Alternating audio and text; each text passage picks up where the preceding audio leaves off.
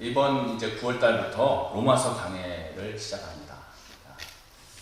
이제 복음의 정수가 그대로 담긴 그 성경이 이 로마서다라고 할 만큼 성경 전체가 다이아몬드 반지라면 그 다이아몬드가 이 로마서에 해당이 된다. 그럴 만큼 수많은 목회자들과 신학자들로부터 사랑을 받아왔습니다. 로마서 말씀을 읽고 수많은 사람들이 거듭났고 변화되었다는 겁니다. 대표적으로는 성 어거스틴으로부터 마틴 루터, 존 칼빈, 요한 웨슬리를 비롯하여 로마서의 말씀을 접한 사람들은 전부 다 변화되었습니다. 종교개혁도 여기서 비롯되었고 로마서의 말씀을 접한 사람들은 전부 다 변했다는 거예요. 복음을 제대로 받아들이기만 하면, 복음이 무엇인지를 알기만 하면, 복음의 능력에 이끌리기만 하면 이러한 변화를 다 경험한 것입니다. 복음의 핵심이 담겨있는 로마서를 통해서 우리 신앙을 다시 한번 점검하고 우리 신앙이 성장하고 변화되기를 바랍니다. 오늘은 부르심을 받은 자라는 제목으로 말씀을 선포하겠습니다. 우리가 잘 아는 대로 바울은 원래 이름이 사울이었잖아요.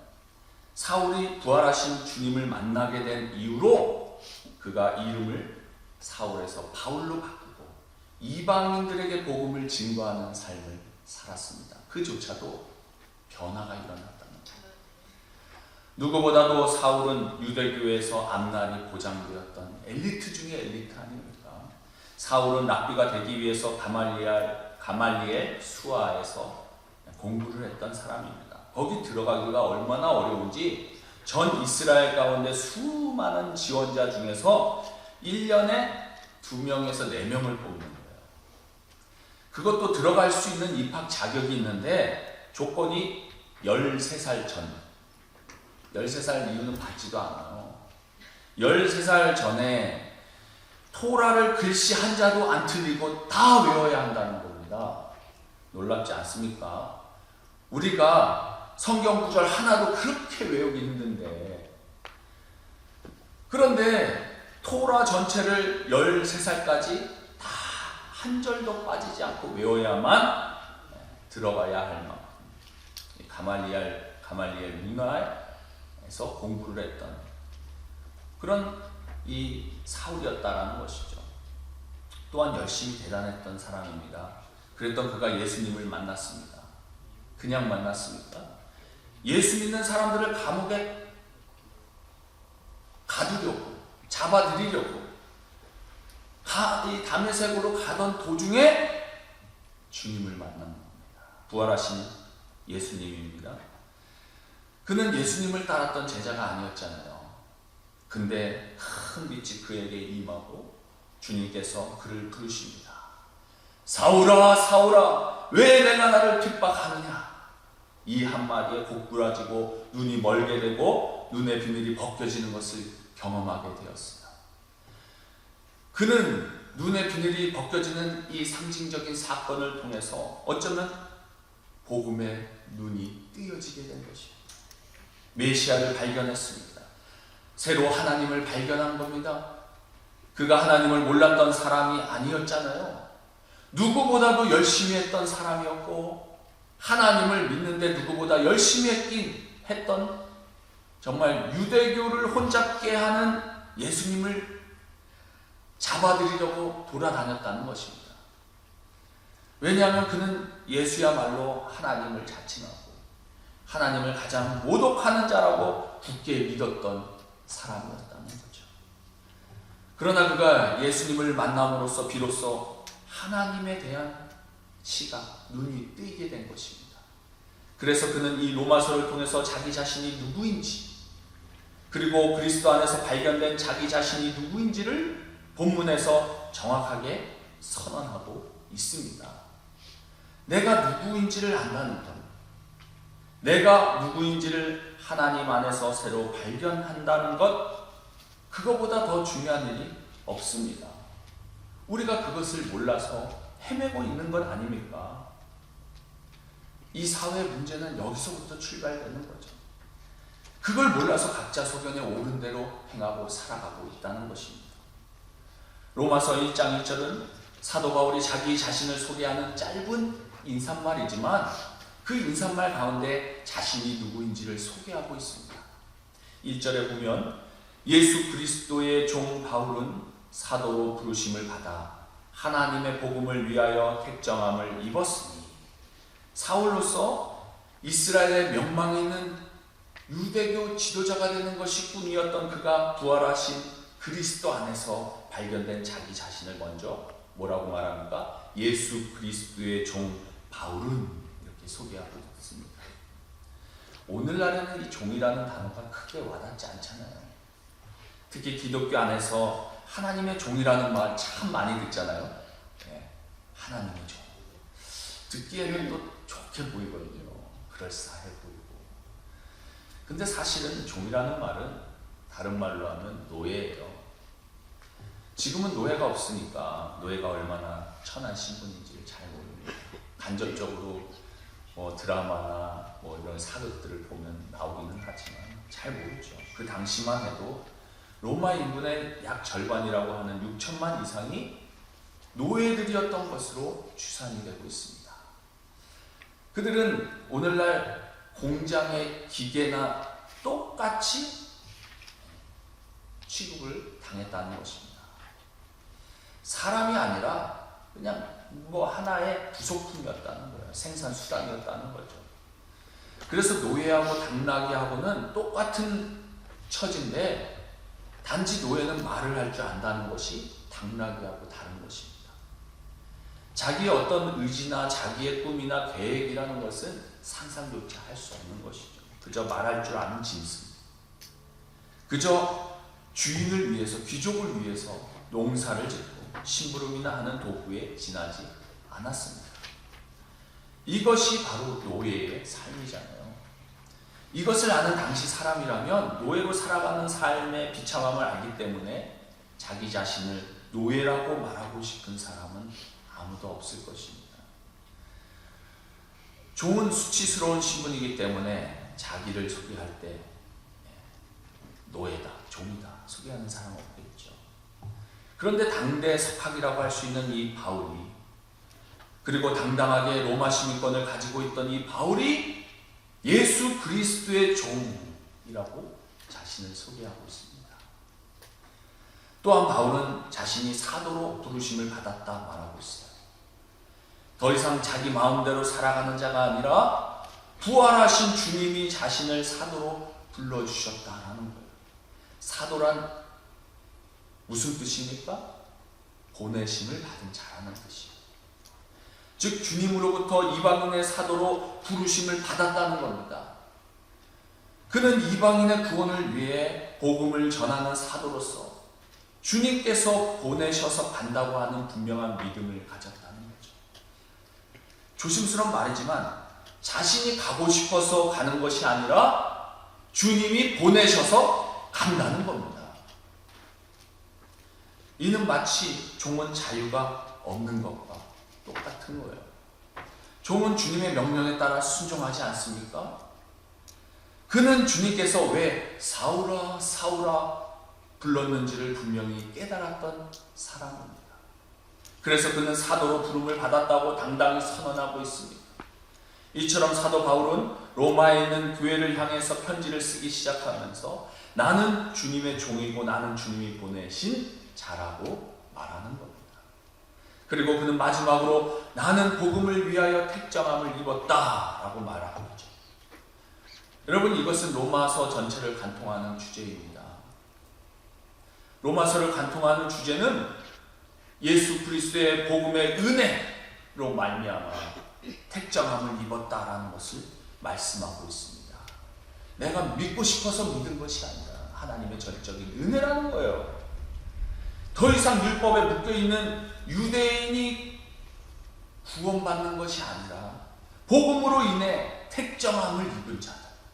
그것은 유대인들을 비롯한 이방인들도 다 같은 하나님의 자녀라는 것입니다.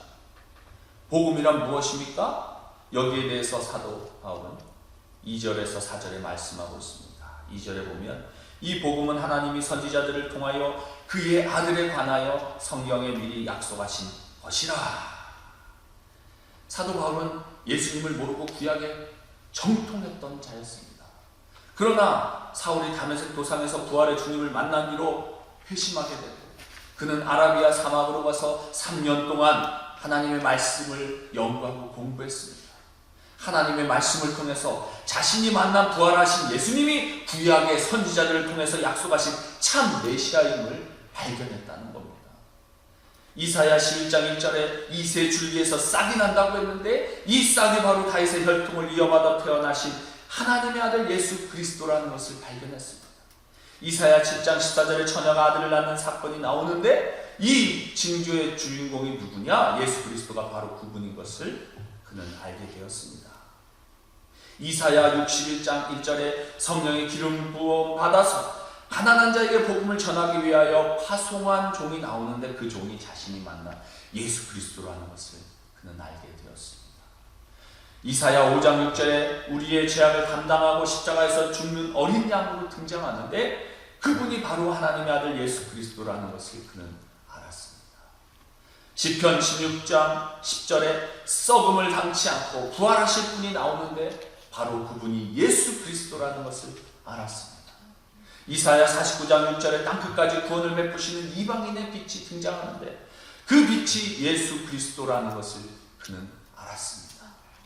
구약에 있는 메시아의 예언을 쭉 보니까 예수가 참 메시아다. 그래서 복음을 한마디로 말하자면 이 땅에서 말하는 복음 무엇입니까? 돈, 명예, 권력 이런 것이잖아요. 그러나 복음은 이런 것으로부터 오는 소식이 아니라 사람으로부터 오는 좋은 소식이 아니라 하나님으로부터 기쁜 소식이 왔다라는 것입니다. 이것이 참된 복음인데 예수 그리스도가 복음이라는 거예요. 그래서 3절 4절에 정확히 말하고 있습니다. 그의 아들에 관하여 말하면 육신으로는 다윗의 혈통에서 나셨고 성결의 영으로는 죽는 자들 가운데서 부활하사 능력으로 하나님의 아들로 선포되셨으니 곧 우리 주 예수 그리스도시니라. 아멘. 예수 그리스도는 육신으로는 다윗의 혈통으로 오신 완전한 사람이고 또한 완전하신 하나님의 아들로 세상에 오셨다는 겁니다. 만일 예수가 우리와 같은 사람이라면 우리를 구원할 수 없죠. 그가 하나님이시기 때문에 우리를 구원하실 수 있다는 겁니다. 복음을 압축하면 뭐라고 그래요? 곧 우리 주 예수 그리스도시니라 라는 겁니다. 우리 주 예수 그리스도시니라는 말 속에 복음의 모든 것이 다 포함되어 있습니다. 무엇이 복음이냐? 우리 주 예수 그리스도가 복음인 줄 믿으시기 바랍니다. 에베소서 2장 4절 5절에 긍휼이 풍성하신 하나님이 우리를 사랑하신 그 큰 사랑을 인하여 허물로 죽은 우리를 누구와 함께? 그리스도와 함께 살리셨고 너희는 은혜로 구원을 받은 것이라. 할렐루야.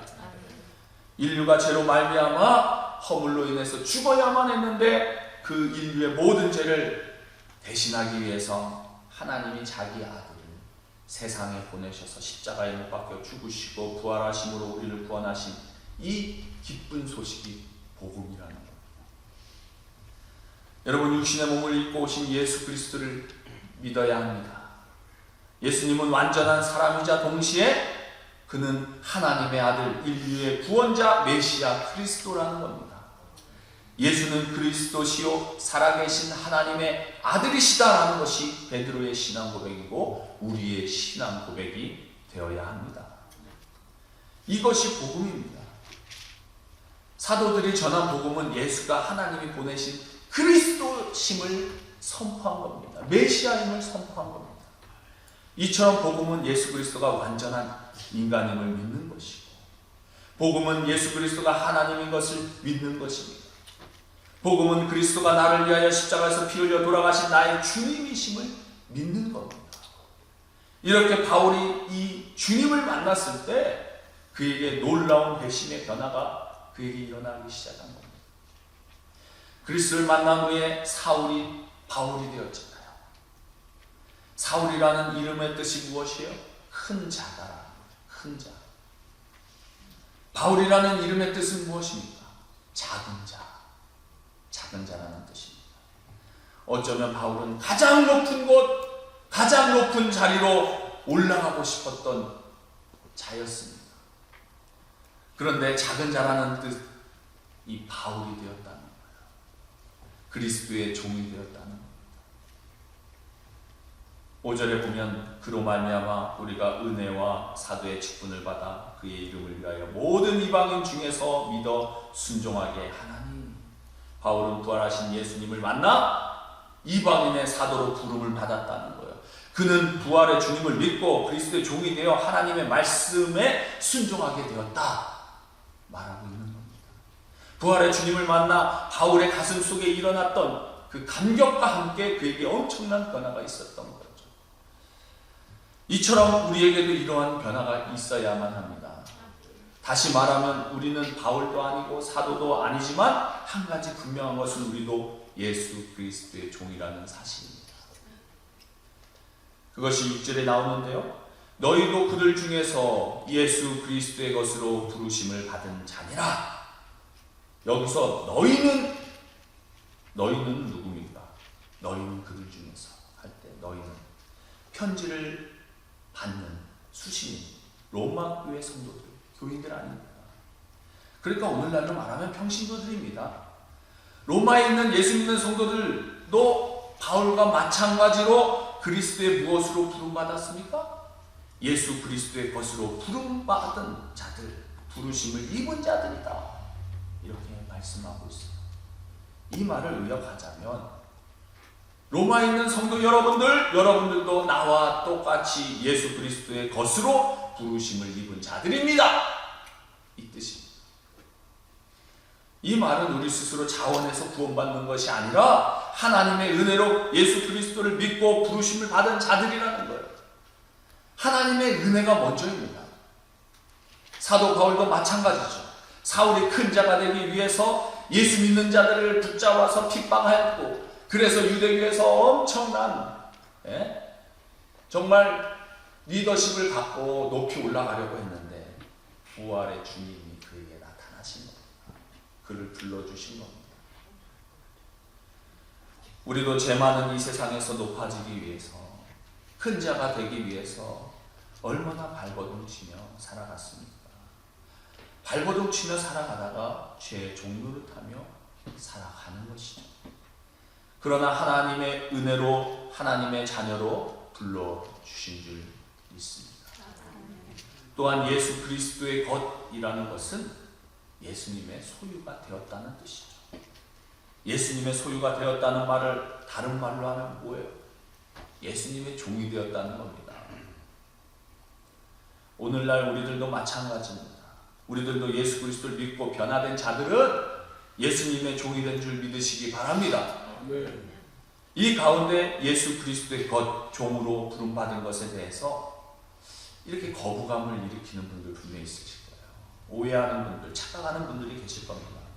왜? 세상에서 말합니다. 아유, 예수 믿으면은 세상 기쁨도 없고 재미도 없는데 뭐하러 예수 믿냐?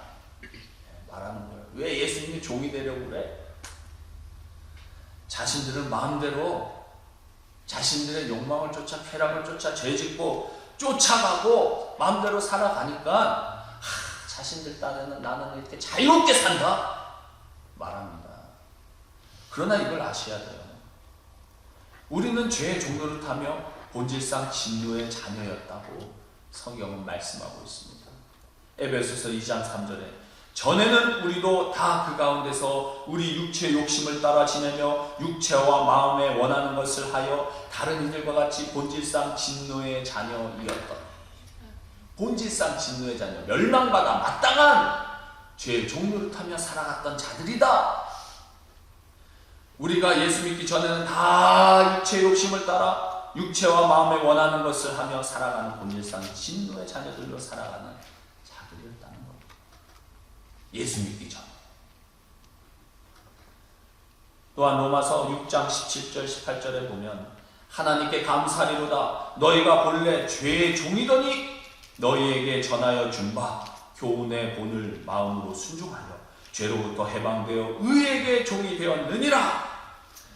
본래 우리가 구원받기 전에 다 예수 믿기 전에는 죄의 종노릇하며 살아갔던 자다. 성경은 말하고 있어요. 죄의 종. 무슨 말하는 겁니까? 우리는 자유인으로 살아간다고 하지만 죄의 종노릇하며 살아간다는 거예요. 두 가지밖에 없습니다. 이 세상 살아갈 때. 죄의 종으로 살아가느냐, 의의 종으로 살아가느냐. 성경에서 말하는 바에 따르면 결국 내 욕심을 따라 죄의 종으로 살아가냐, 아니면 주님의 종으로 살아가냐, 두 가지라는 겁니다. 그래서 우리는 절대 착각해서는 안 된다는 거예요. 죄의 종로를 타며 살던지 아니면 의의 종으로 살던지 둘 중에 하나라는 겁니다. 주님께서 말씀하십니다. 마태복음 11장 28절부터 30절. 수고하고 무거운 짐진 자들아 다 내게로 오라. 내가 너희를 쉬게 하리라. 나는 마음이 온유하고 겸손하니 나의 멍에를 메고 배우라. 그리하면 너희 마음이 쉼을 얻으리니 이는 내 멍에는 쉽고 내 짐은 가벼움이라 하시니라. 그렇습니다. 죄의 종으로 살아가는 자들 어떻습니까? 영원한 소망이 없기 때문에 수고하고 무거운 짐진 자들 평강이 사라지는 겁니다. 은혜가 없습니다. 기쁨도 잠시입니다. 늘 그냥 개가 토한 거 또 주워 먹듯이 늘 그러고 사는 겁니다. 늘 수고하고 무거운 죄의 짐을 지고 살아가는 것이 우리들의 현실이라는 겁니다. 그래서 주님이 뭐라고 말씀하십니까? 내 멍에는 쉽고 가벼우니 내 멍에를 메고 내게 배우라. 뭐 말하는 거예요 이게 지금? 내 종으로 살아라. 내 짐을 지고 내 종으로 살아라. 그리하면 마음이 쉼을 얻을 것이다. 주님은 마음이 온유하고 겸손하신 분이시기 때문에, 즉 세상에 죄의 종으로 살아가는 것보다 온유하고 겸손한 주님의 종으로 살아가라는 거예요. 두 가지밖에 없습니다.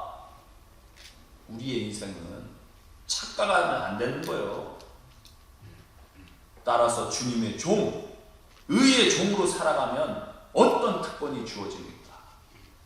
오늘 본문 7절에 로마에서 하나님의 사랑하심을 받고 성도로 부르심을 받은 모든 자에게 하나님 우리 아버지와 주 예수 그리스도로부터 은혜와 평강이 있기를 원하노라. 할렐루야. 하나님의 부르심을 받은 자들은 하나님의 사랑하심을 받은 자들이라는 거예요. 하나님께서 사랑하시기 때문에 우리를 부르신 줄 믿으시기 바랍니다. 오늘날도 보면은요, 뭐 대통령은 말할 것도 없고 국회의원만 알아도 우리는 얼마나 큰 도움이 됩니까? 그런데 온 세상을 창조하신 창조주가 우리를 사랑하신다? 여러분, 말로 할 수 없는 감격이죠. 또한 성도로 부르심을 받은 자에게 하나님과 예수 그리스도로부터 은혜와 평강이 주어진다 말씀합니다. 할렐루야! 은혜와 평강이 주어진다. 따라서 복음 되시는 예수 그리스도를 믿으십니까? 주님을 정말 사랑하십니까?